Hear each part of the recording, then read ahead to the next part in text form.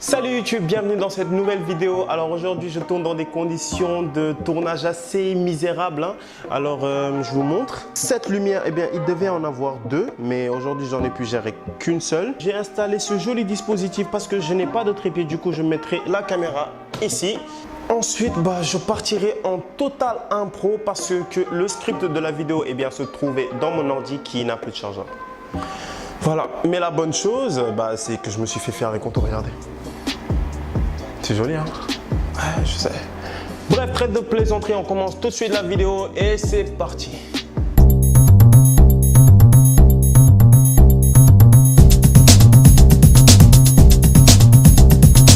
Alors bonjour à tous, bienvenue dans la hype. Aujourd'hui on se retrouve pour la rubrique critique réchauffée. La dernière fois j'en avais fait une sur le film La Nonne. Mais aujourd'hui on s'attaque aux séries parce que je me suis dit quand même ça serait cool d'en parler.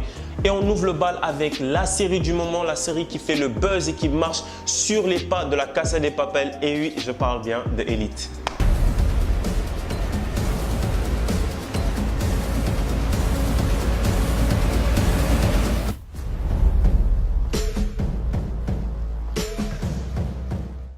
Alors je le rappelle tout de suite, la vidéo est séparée en deux parties. Il y a la partie sans spoiler et la partie avec spoiler. La partie sans spoiler est destinée à ceux qui n'ont pas encore regardé la série ou qui n'ont pas encore terminé la série. Et la partie avec spoiler est destinée à ceux qui ont déjà terminé la série. Là-bas, on va tout spoiler, on va tout dire. Alors l'histoire de la série nous parle de Nadia, Christian et Samuel, trois adolescents qui après l'effondrement de leur école vont avoir la chance d'avoir une bourse pour l'Ascensiana, une école chic, UP, qui n'accueille que l'élite de l'élite. D'où le nom, je crois. Bref, ces trois adolescents issus de la classe moyenne vont se retrouver au milieu des Bourges et là tu sens déjà les problèmes et les clashs du style Bonjour, je m'appelle Samuel. Qu'est-ce qu'il dit le sérieux? Mais l'histoire de la série va beaucoup plus loin que ça. Et oui, la collision de ces deux mondes va aboutir à un meurtre et durant les 8 prochains épisodes, vous essayerez de découvrir qui est le meurtrier. Si j'ai kiffé la série, eh bien oui, j'ai adoré la série du début à la fin. Donc je vais y aller très vite pour la partie sans spoiler en vous donnant 3 raisons pour lesquelles vous devez absolument regarder Élite.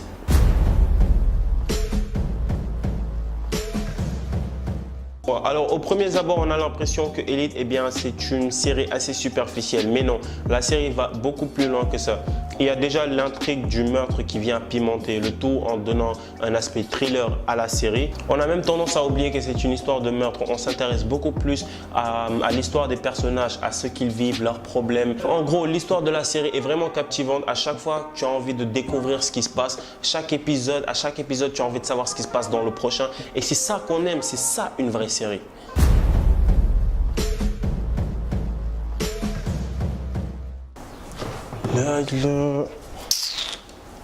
Putain, ma caméra a failli tomber, c'est pas possible. Bref, j'en étais où moi? Les thèmes abordés dans la série... je voulais vous dire que je marche littéralement sur des œufs.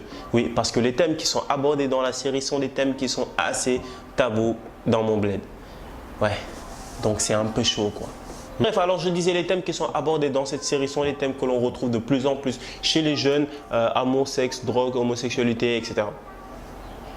Donc vous me demanderez sûrement en quoi Élite est si différent des autres séries d'adolescents. C'est la manière dont ces différents thèmes sont abordés. Ils sont abordés de façon crue et ils sont poussés à l'extrême. On nous montre vraiment à quel point un adolescent, lorsqu'il est mal compris, lorsqu'il souffre de manque d'affection ou de manque d'attention, à quel point il peut tourner à la dérive et faire n'importe quoi. Alors les deux thèmes qui m'ont le plus marqué sont la recherche de soi et la religion, avec notamment l'histoire de Nadia. Nadia ici est un personnage musulman qui se retrouve entre deux mondes. Le monde musulman et traditionnel de sa famille et le monde assez perverti des Bourges. Elle va essayer de découvrir vraiment qui elle est sans pour autant se faire vraiment influencer par ces deux mondes-là. Je pense que c'était vraiment intéressant de mettre cette intrigue et l'histoire de Nadia dans cette série et ça a vraiment donné un plus à la série. Donc bravo pour ça.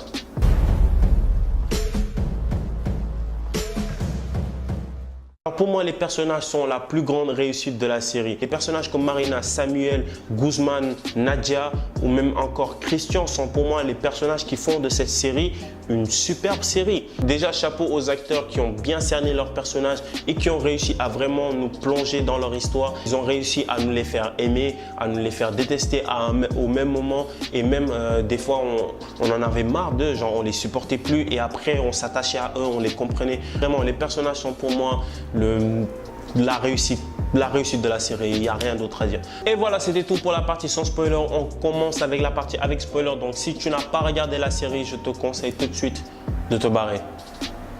Et si tu l'as regardé, ben, bienvenue. Et on commence tout de suite avec la partie spoiler. Je me suis mis debout parce que je me sens beaucoup plus à l'aise comme ça. Mes mouvements sont beaucoup plus fluides. Alors pour commencer, on va s'intéresser au triangle amoureux et on va étudier les différents personnages. Pour le moment, on va s'intéresser au trio Samuel, Nano et Marina. Donc tout d'abord, Marina, qui est au centre même de ce triangle amoureux, est un personnage que j'ai beaucoup kiffé. En gros, le personnage de Marina est un personnage assez attachant. Elle a vécu tellement de choses et elle était vraiment au fond du trou. Et c'est ça qui fait qu'on s'est vraiment attaché à ce personnage qui, dès le début, on sait qu'elle est morte, mais on a pris plaisir à découvrir son histoire et on s'attache vraiment à elle. C'est un personnage assez perdu qui ne sait pas vraiment où se mettre, notamment à cause de sa famille, sa famille de riches qui sont des connards, la mère qui ne sait pas comment s'y prendre, le père qui est un connard de première. Et surtout aussi le fait que son frère qui désire tant à la protéger, Guzman, en fait ne la protège pas mais plutôt l'éloigne même de lui. Marina va se retrouver alors entre deux frères, ce qui est une situation assez dérangeante. Tout d'abord on a Samuel qui est un personnage qui incarne le gentil de l'histoire, mais cependant il est gentil mais il ne servait pas à grand chose, il n'avait pas de charisme, il n'avait pas de volonté vraiment. En fait il a vraiment changé vers les derniers épisodes où il a commencé à se révolter et à poser des actes comme... Il me fait un peu penser à Clay dans la saison 1 de 30 Reasons Why où il servait absolument à rien à part le fait que genre on avait pitié de lui. Voilà. Nano qui est un personnage qui est très bien incarné par... comment il s'appelle déjà? Par Denver qui était dans La Casa de Papel. Il était vraiment super, il a vraiment cerné son personnage et il le jouait à la perfection. Le rôle du bad boy un peu perdu qui sait pas vraiment comment se sortir de la merde, qui a des problèmes, qui fait les mauvais choix mais qui au fond a un grand cœur et essaye juste de se sortir de la merde. Ce triangle amoureux a donné quelque chose à la série, mais au fur et à mesure de la série, ce que j'aime bien, c'est qu'on se rend compte que en fait c'est pas seulement ça. Ça c'est des personnages que c'est une intrigue de la série qui va au fur et à mesure pas disparaître mais qui n'occupe pas carrément l'histoire de la série. On a aussi le triangle amoureux de Christian, Clara je pense et Polo. Alors ce triangle amoureux, je ne sais pas comment parler de ce triangle amoureux, d'autant plus que comme je l'ai dit, c'est assez tabou. En tout cas, on se rendait compte qu'il y avait une histoire assez bizarre au début. Moi j'étais en mode c'est quoi ce délire là? Il y avait des scènes assez choquantes où ils faisaient des choses à trois et voilà quoi. C'est pas quelque chose que l'on entend souvent chez les jeunes, mais c'est quelque chose qui arrive. Le personnage de Polo qui est un connard, mais qui voilà quoi, qui n'arrive pas à s'assumer et qui n'arrive pas à vraiment s'imposer aux yeux de Clara. Clara aussi qui est un personnage vraiment phare dans l'histoire parce qu'au début on a l'impression que c'est juste, c'est juste une connasse quoi, genre quelqu'un qui est là pour manipuler les gens, etc. Mais non, elle est beaucoup plus que ça. Elle a vraiment des sentiments réels vis-à-vis de Polo. Elle le protège et elle aime beaucoup aussi Christian qui lui aussi est un personnage que j'ai beaucoup aimé. Franchement, c'est comme je l'ai dit dans la partie sans spoiler, les personnages sont ceux qui font de la série une très bonne série. Donc je disais, Christian est un personnage aussi qui n'a pas vraiment de but dans la série et c'est ce qui fait qu'on l'aime bien. C'est-à-dire que c'est juste quelqu'un qui essaye de mieux vivre en fait. Et ça par n'importe quel moyen. Bref, en tout cas, ce triangle amoureux est très bizarre. C'est l'un des triangles amoureux les plus complexes de la série. Enfin, il n'y en avait que deux, mais c'est le triangle amoureux le plus complexe de la série. Ensuite on a un autre triangle amoureux. Mais non, mais il y a trois triangles amoureux en fait. Il y a Guzman, Guzman, Nadia et Lou. Et on a... Ouais, c'est un triangle amoureux. En fait, Guzman n'est pas vraiment amoureux de Lou. C'est plus en fait de l'attirance. Et Lou est la personne qui normalement devrait être avec Guzman, hein, on doit le dire. Mais Guzman est un gars qui a un grand cœur. Au début, c'est le connard de l'histoire, celui qui n'arrête pas d'essayer de rabaisser les pauvres, etc. Mais au fur et à mesure, on se rend compte que Guzman est un personnage qui incarne beaucoup plus que ça. C'est un personnage à grand cœur. C'est juste qu'avec ce qui est arrivé à sa sœur, à Marina, il est devenu quelqu'un de très violent. C'est quelqu'un qui tient énormément à sa famille. Et le fait que il a une famille qui n'est pas solide, une famille de merde, c'est ce qui fait que Guzman a tendance à être super violent, d'autant plus qu'il a un passé assez dur avec le fait qu'il soit adopté, je pense. Oui, il a été adopté parce que sa mère dealer ou sniffer de la coke ou un truc comme ça. Bref, Guzman en tout cas est l'un des personnages que j'ai vraiment kiffé parce que c'est quelqu'un qui vraiment a un bon fond mais qui a juste des problèmes à gérer sa colère et qui fait tout pour protéger sa famille. On a Nadia qui est un personnage comme je l'ai dit, que j'ai vraiment kiffé avec son frère Omar qui sont deux personnages musulmans qui ont vraiment du mal à s'adapter aux deux mondes auxquels ils vont faire face, c'est-à-dire le monde traditionnel musulman et le monde des Bourges. Donc Nadia est un personnage qui va vraiment essayer de se trouver, qui est tout le temps là pour faire les bons choix, pour être la petite fille de son papa qui ne veut pas décevoir son père, mais au fur et à mesure elle va se rendre compte qu'elle va devoir assumer ses propres choix, qu'elle va devoir les faire seulement selon sa conscience et non parce que son père le veut ou parce qu'elle est influencée par le monde des Bourges. Voilà, depuis tout à l'heure je dis les Bourges, le monde des riches quoi. Nadia est aussi un personnage très intéressant, Omar aussi. Bon, Omar, j'y viendrai après. Bref, je disais quoi, Nadia est un personnage très intéressant. Par contre, Lou est le personnage pour moi qui est le moins intéressant dans la série. C'est-à-dire que c'est un personnage qui reste fidèle à elle-même. C'est-à-dire que du début à la fin, elle reste la même. C'est quelqu'un qui est amoureux et qui est éperdument amoureux de Guzman et qui est tout le temps là à faire genre qu'elle est super forte, qu'elle est super solide émotionnellement, alors que pas du tout. C'est juste quelqu'un qui n'aime pas perdre la face et qui fait tout pour avoir ce qu'elle veut et elle est fidèle à son personnage du début à la fin. Donc, elle n'a pas vraiment amené grand chose dans la série si ce n'est que des petits clashs à gauche à droite quoi. Bref, ce triangle amoureux était intéressant dans le sens où ça a permis de montrer à quel point Guzman est un personnage intéressant. Il s'intéresse à Nadia et vraiment essaye de montrer à quel point il est bon. À la base, il l'avait fait pour je ne sais quoi, des histoires de elle est comme si elle t'a manqué de respect, je sais pas quoi, il voulait la piéger.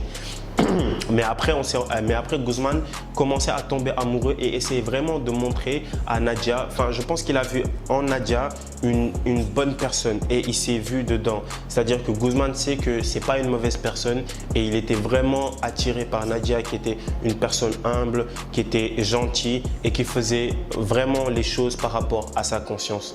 Donc voilà, donc je pense que ce triangle amoureux c'était juste pour nous montrer à quel point Guzman était un personnage intéressant.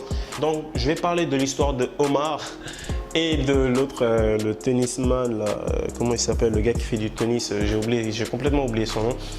Bref, Omar et ce gars-là vivent une histoire, assez déroutante. Franchement, ils ont ramené des scènes dans la série qui étaient longues. Extrêmement longue. Je me rappelle, j'étais tout le temps en mode avance rapide parce que voilà quoi, c'était assez gênant. En tout cas, leur histoire est assez bizarre. Je ne veux pas m'attarder dessus, mais leur histoire est assez bizarre. Cependant, elle est vraie. C'est-à-dire qu'on sent vraiment qu'il y a quelque chose de sincère entre eux. Ils essayent vraiment de faire en sorte que ça marche. Ils ont une relation parce que du côté du tennisman, c'est moins grave, mais du côté du père, musulman, c'est la catastrophe quoi. Et voilà, c'était tout pour la partie spoiler. Donc dites-moi dans les commentaires ce que vous avez pensé de la série. En tout cas, pour moi, je trouve que c'est une série Netflix qui marche. C'est vraiment une très bonne série. Les personnages sont très bien incarnés.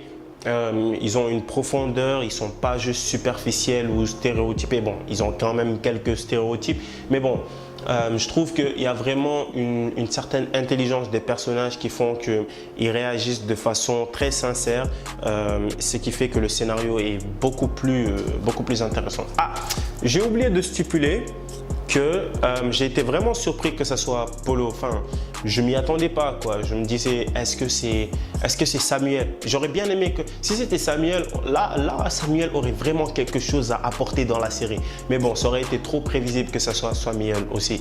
Du coup, bah, ça a été Polo et j'ai été assez surpris.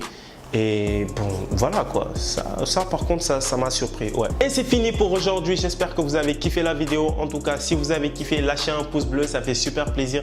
Je suis vraiment désolé dans les conditions dans lesquelles j'ai tourné. J'espère que j'aurai un assez bon rendu. C'est pas facile pour moi, d'autant plus que je suis étudiant et que j'ai des heures à plein temps, de 8h à 18h. Donc, c'est pas facile entre le montage, le tournage, écrire le script. Ça me prend vraiment beaucoup de temps pour faire ne serait-ce qu'une seule vidéo. En tout cas, je le fais avec plaisir et je suis vraiment content que vous soyez là pour moi, que vous partagez, que vous aimez mes vidéos, que vous les commentez. Ça me fait super plaisir et je vous fais un gros merci. N'hésitez pas à nous suivre sur les réseaux sociaux. On a un compte Twitter, on a un compte Instagram où on donne des informations sur tout ce qui est séries, cinéma, les nouveautés, où je fais même des critiques de films, mais très vite. Hein, et je fais aussi des flash infos. S'il y a une info vraiment intéressante, je la partage avec vous dans ma story Instagram. Donc allez nous suivre, c'est super intéressant. Bref, moi je vous dis ciao, peace.